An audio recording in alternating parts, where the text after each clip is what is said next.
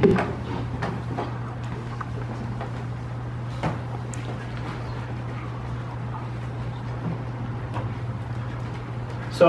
today I'm going to talk a little bit about TSL integration with SQLite. I also want to add that I'm going to jump ahead for a second. I'm going to borrow from my own slides for a moment.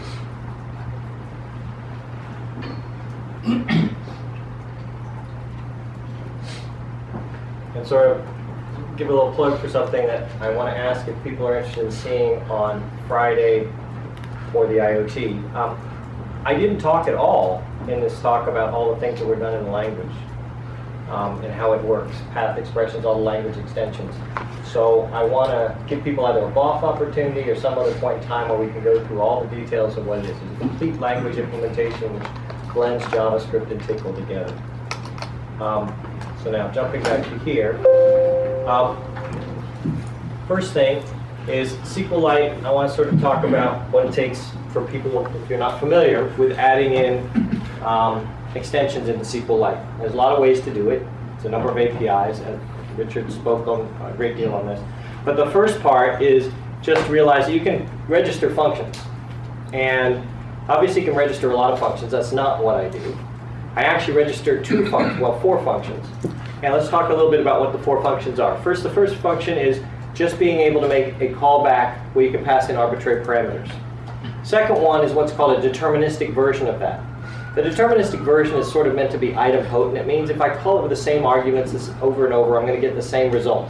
Now, whether it's actually idempotent or not depends a lot on how the SQL optimizer works, and I have some offline things to discuss with Richard about it, so I won't go into it. Other than say, it doesn't always know that it's idempotent.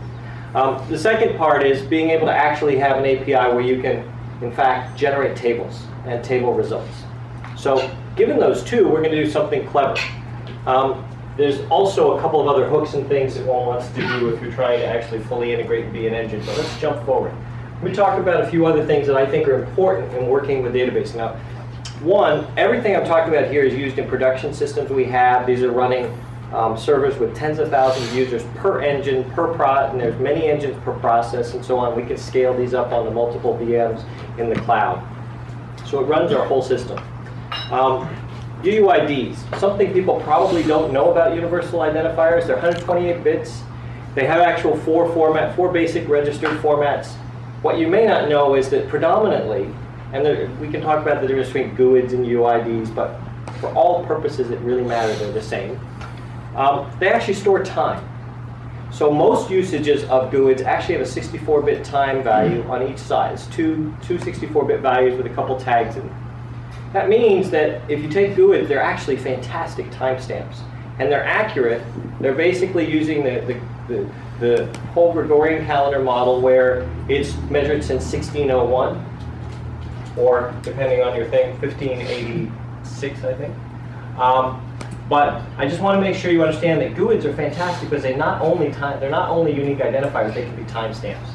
And I use them quite a bit to identify, in fact, fossil repos, which we call sites, and other things. So next part, time.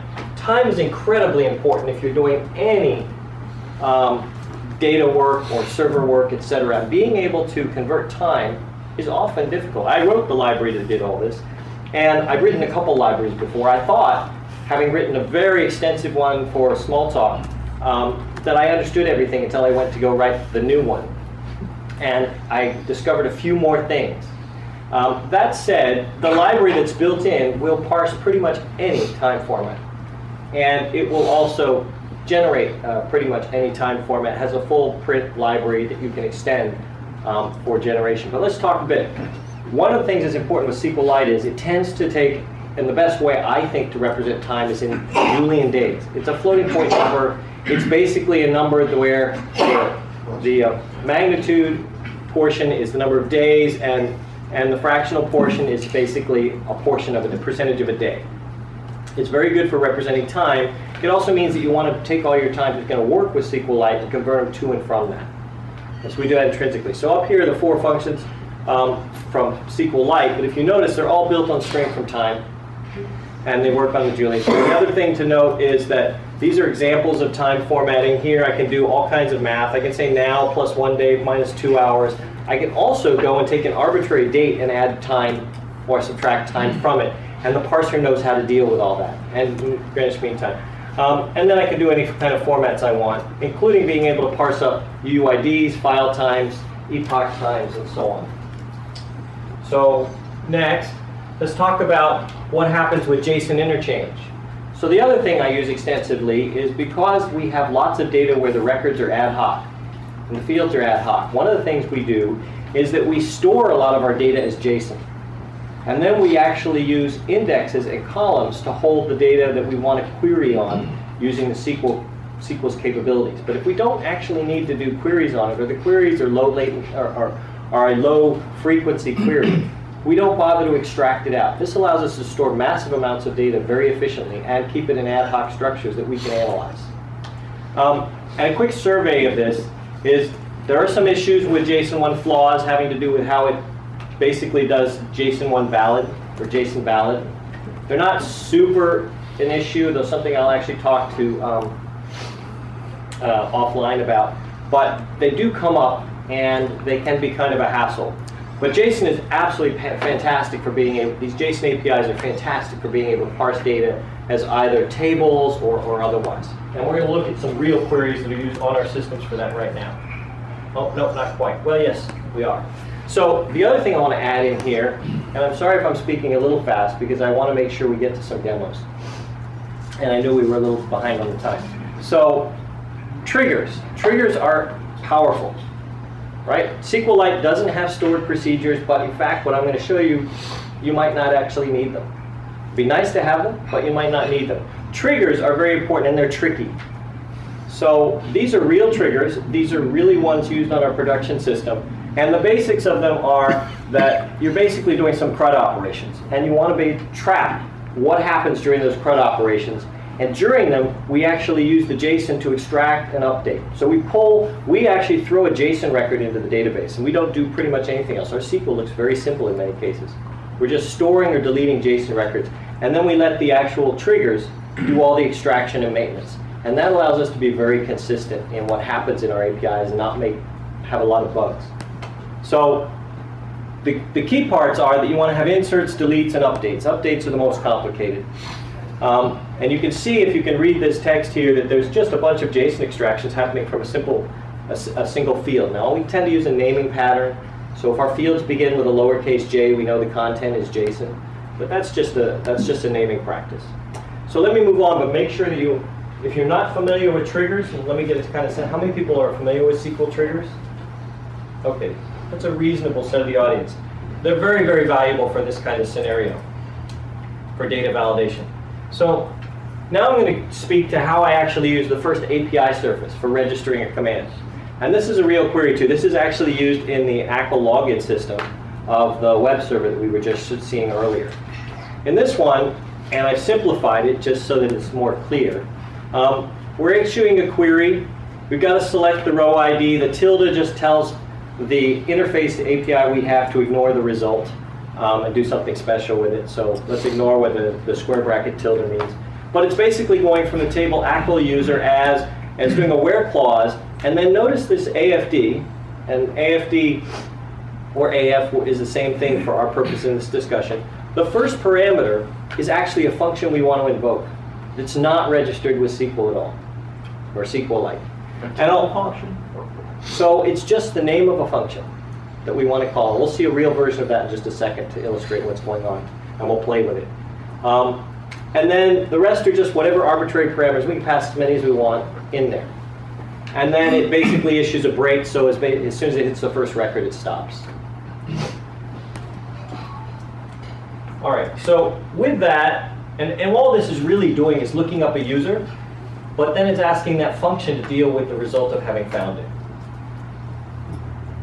All right, so let me, oops, sorry, I didn't mean to jump there. Let me actually switch to the demo, and I just want to make sure I fill the slideshow for a second. There we go. And let me come over to browser. And so let's take a look at this source here, so everybody can read what I'm doing. And it's a complete end-to-end piece of source. So can you read the top? Maybe it's, so it says basically the first line, include DB. So we're including a function, a file called DB, and it happens to have the definition of the database APIs in it. The include mechanism is caching. It does a bunch of things. It knows how to find files. We'll ignore that other than say it found a package. And then the func DB, if you read the first couple lines, it says func. You can think of func as proc. My DB is the name of my new function I'm creating, or my new proc. Ampersand colon, you haven't seen. That's intrinsic JSON, so we support JSON throughout the language, and we're doing a JSON declaration. Super basically says that I want my DB to inherit, meaning I want its prototype, its super prototype, to be the DB class, or the DB object. And method example is just a method that I'm adding to any instances I create of my DB. And then on the next line below, I'm actually making I'm going new DB, and I'm giving the name of the path where my database is, except that my database is called dpackage. I'll talk a little bit about that at the end of the talk. And once I have an instance of that, the next line, e_putl, is just putting out to the console. E means error out, standard error out. It's just putting out to the console for me the actual object so I can show you what's inside one of those. And then finally it says my DB query and does a select with an ID and does an AFD example. And the example is a function up there. So what's going to happen is when we do this select call here where we pass example on the myDB object, it's going to find that method up there called example and run it in place of this AFD command. And then return the result. Does that make sense to everybody? Because that's the magic that's happening. We're basically saying that we can add arbitrary, at runtime dynamically, any functions we want to SQL. And we don't have to do the work of registering anything. Now with a little bit more trickery, we can actually hijack the not found handler in SQLite and do the same thing and register it automatically. There's some reasons not to do that, but they're not really relevant to this discussion. And then finally we're saying, if you're not familiar with how SQL works, we're actually saying we want the result of that thing to be named example out, and then we're done. And then down here, because we have a second block in here, and this, by the way, is actually just Tcl. This is syntactic sugar, everything going on here. This is pure Tcl that's really being done. The variable called example out has been already set for us by the time this block is called, so we can simply reference it and output it. So let's take a look at what happened when we ran that. So when we ran it, if we take a look first of all up at the first line up here, can I get this to highlight? Oh, beautiful. That basically took the input, which was a string, and said parse it up as JSON. So now we have info is actually an object. And then the next line here, basically $, for those not familiar with what's going on with the TSL extensions. $, says if it's an object, don't just convert it. It's basically doubly dereference. If it's an object, automatically convert it to JSON. So if it happens that ID was an object, it's not going to give me a pointer to the object. It's actually going to give me the JSON representation of it. And then we went and asked what's the type of the JInfo object, which will be a string, you'll see in a second. We asked what its scalar size happened to be. And then we outputted the actual JSON parsed object. Let's take a quick look at what that looked like down here. And then we returned all of that. And that got returned as example out from our SQL query. And then we took that and we printed it out down here. So as we look down, we see here's the JInfo string that originally came in. Here's example out, and ID was set to null. It did automatic conversion for us. It told us that the type of the input of JInfo happened to be a string. It was 34 bytes long. And then after it parsed it, here's what it generated when it parsed it back out. Now the JSON parsing and pretty printing is very rich in the engine. It's fully compliant with all the JSON standards and with JavaScript. And it did it for us with the two different records. So that's why you're seeing example out once and example out twice. If I showed you the database, it has two records in it. And that's why you can also notice that there's keys R1 here, values R1 and values R2. The important part of this little demo, however, or this discussion, is to recognize that whatever I want to do, and I can change what example is to be anything I want with any number of arguments. And I can do that on the fly as my code is running, and I can mix and match these. Now I'm going to take a little digression because I want to give you an idea what kind of performance numbers we're talking about for this. So I'm going to show you something slightly different, which is, and if I can make the text here bigger, I'm going to give you an idea of some performance stuff here. Let's see if I can make this text really big. Everybody see these numbers up at the top? Yeah. All right, so this is actually the core AOS engine, and this happens to be on a Smalltalk, running a Smalltalk engine, because I haven't merged the two engines together. But the two engines are in the process of being merged. I want you to get a sense of how fast the actual engines run that do all this. So these are fully JITted engines, etc. You'll see when I run a different test, it outperforms Node.js.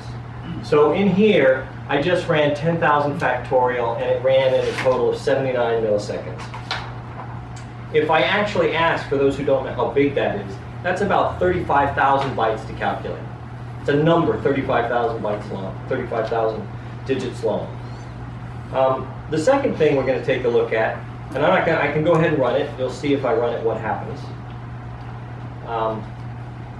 Just so you believe it. Oops, I have trailing data. Hold on. Sorry about that.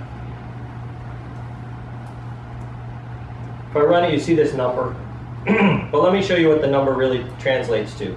In short form, what's happening in this piece of code is it's saying run a loop 10 million times. Inside that loop, call a method. And then calculate how many of those I can do per second. So it's basically doing about 700 million function calls per second. 700 million, that's on this laptop. Right? So from point of speed, that's just enormous speed.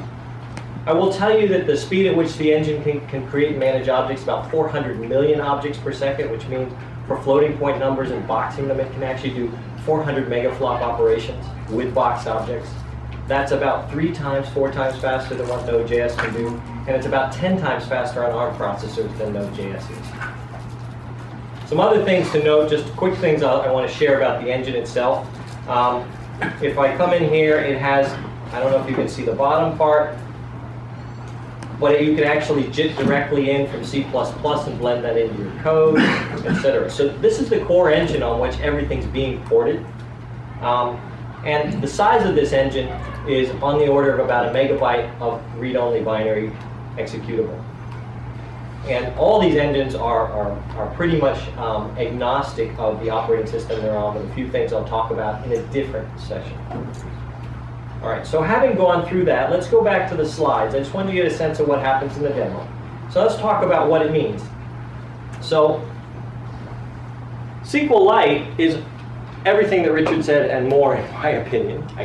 I've been happy with it and very impressed with it since I first really started using it. And I actually was so impressed with it, I took the database engine I had in our system out and put in SQLite after about a year or two of playing with it. The first thing I want to sort of talk about in integrating TSL is the idea that that whole engine lives as a lib, and it can live as a DLL, and it can plug into anything. When you build, or when I build the AFM system that you've seen me demoing at various sessions, I build SQLite directly inside. The engine itself is built as a lib. So I take SQLite, I blend it together with a single lib. That single lib, I want to be clear on how it's built. It has almost no dependencies when it builds. It's all built in Clang. I always use the latest version of Clang. I often cross-compile for various targets, so I don't have to build on slow ARM devices, etc. Or other MIPS devices, etc., things we build on. It's built from a single CPP file.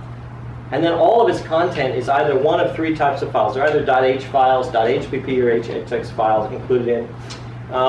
And it builds it as a cough box. Now the important thing about cough boxes are basically the way all binaries on every OS that you're going to encounter today are built. And at the beginning of those kind of header, they talk about what CPU, what operating system, what subsystem. The interesting thing is that if you name almost any of them to be .dll or .so on the platform, they're perfectly happy as long as you've exported the right APIs. So you can take an executable, build it for a subsystem on Windows, say the console subsystem or the GUI subsystem, or the new Linux subsystem, because Windows now has built-in Linux, which they've had in development mode, but this fall it comes out and will be every Windows 10 machine. You can build binaries for that, and as long as the actual executable is for the right subsystem, you can rename it to be anything you want. If you rename that executable to be a .dll, it just works as one, which means the AFM system can be renamed as SQLite 3.dll and be SQLite for you. So you don't have to do anything, and you're sharing the same exact binary as far as the OS is concerned, so your memory footprint is one file installed for about 10 different things. This is the BusyBox/CoughBox kind of model, and it's very important for being able to do this kind of tricky thing on embedded devices, etc. Things like NAS servers where you're trying to build Dockers, whatnot. All right. So one other thing I think I can quickly share here as well, if I left it up on my screen. So that the engine I was talking about, the other engine that I'm merging in, when it builds executables, and let me see if I can show this, it understands how to build COF files. And so for example, this Muse is an application that it built and generated. It's actually what you'll be watching it run in. It's a total size of 11K. It builds very small executables. It knows how to actually do thunks and take any script code and build you a real COF binary that you can link to with any other app. So you can take script code and then link to it from register as an ActiveX object or otherwise.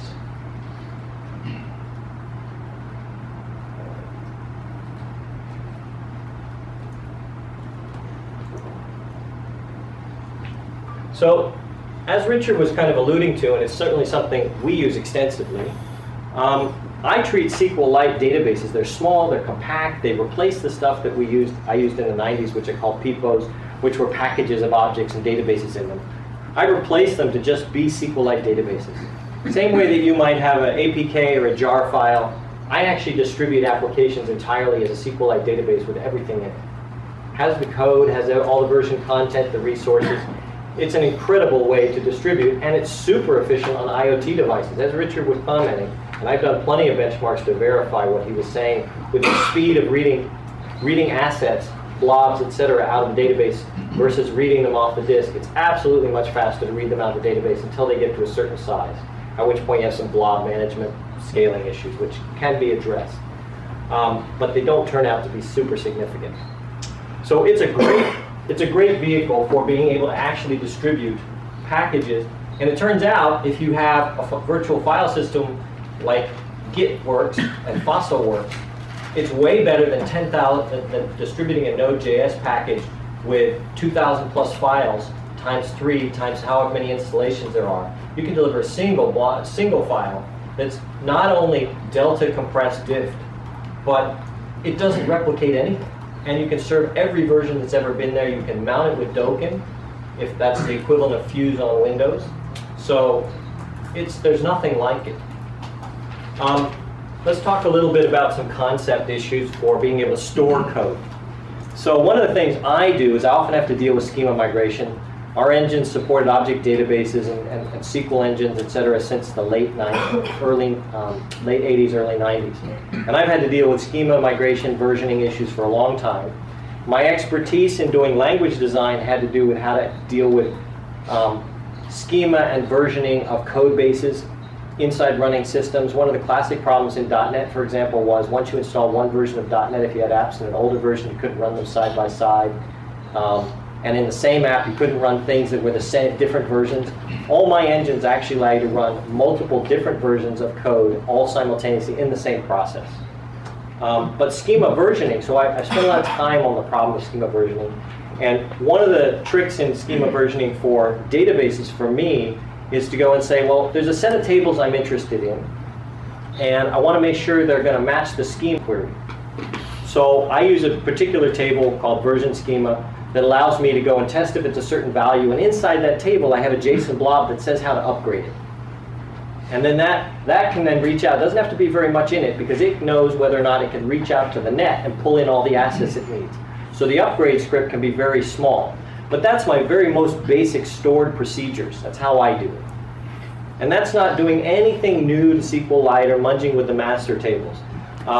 I think it would be very interesting to take the SQLite master table and offer some extensions to be able to store script in it, Tickle script or otherwise, and be able to find stored procedures or some of those things I was doing with the AF thing to locate executable procs.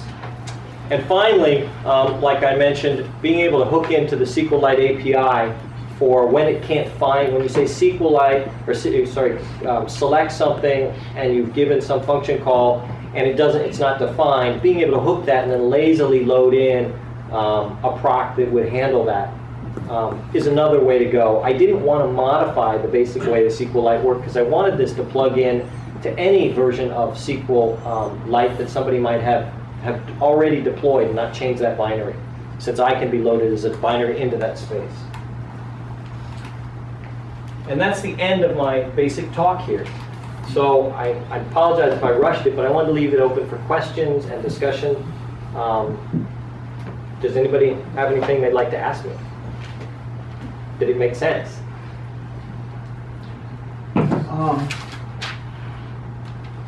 You know, I used to have the idea that, you know, an adversary cannot inject arbitrary SQL. If they could do that, you know, that's like an SQL injection. Sure. Yeah. Yeah. But what I've learned this year is that there are products out there that allow people to run arbitrary SQL, like, for example, the Web SQL extension in Chrome. And it seems like the AF function in a context like that would be a vulnerability because it would allow an attacker to run anything they want in your system. Correct. So yeah, so that's a whole, you're asking a very valid point. So there's a whole set of discussion to be had about ACLs and being able to do what dynamic language security and perspective types. The engine, a deeper discussion. Part of the reason I ended up actually getting hired by Microsoft, why they were so aggressive to bring me in and take me away from Google, was because I have a lot of expertise in building what are called dynamic language security mechanisms. And I point that if you go on the web and you search, you probably find another term, selector namespaces. But I actually retermed it to be perspective types. And it basically starts with the premise that in a real dynamic language system, everything's a message. And so when you want to, whether you're reading a field or a property from something, it's a message. And so the idea is, if everything's a message, and I can decide what messages you're even allowed to see, that's your perspective, the viewer perspective or the caller perspective from the object, then I can limit what you're allowed to actually view and access, and I can sandbox that based on who's making the call. The engines all support that. The numbers you saw and the code you saw was on an engine that has all of that fully integrated. I've actually added that in as well to the AFM engine for TSL.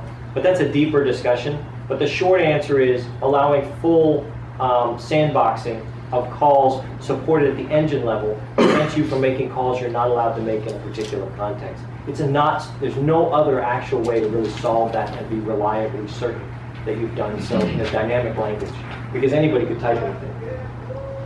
So I'm just curious about that point. What's the performance impact? That's the numbers you saw me performing on that were all with an engine that runs with all that on.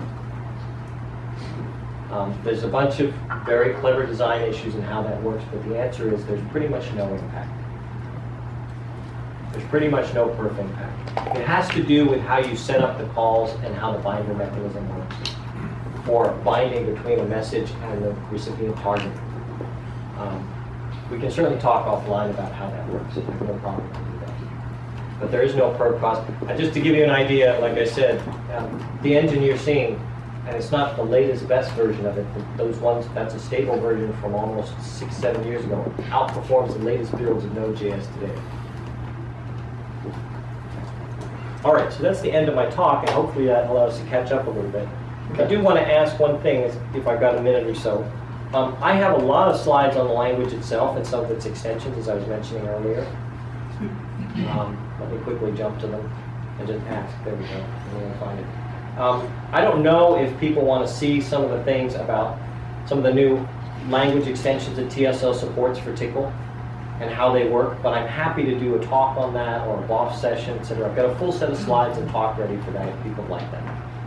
So I'd just like to say that I heard that last year, and for anybody who thinks they might be interesting, it's very interesting. This has many, many things that aren't in last year's talk, and they're all fully functional.